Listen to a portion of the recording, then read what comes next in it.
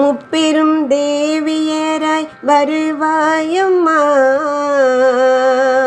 முப்பெரும் தேவியராய் வருவாயம்மா. அதில் முதல் 3 நாட்கள் துர்கா தேவி. முப்பெரும் தேவியராய் வருவாயம்மா, அதில் முதல் 3 நாட்கள் நீ துர்கா தேவி.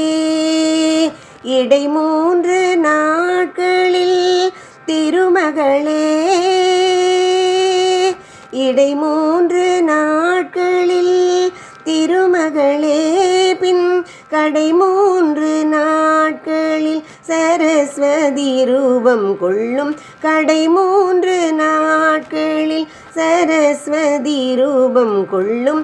நவராத்திரி நாயகியே நலம் தாருமே.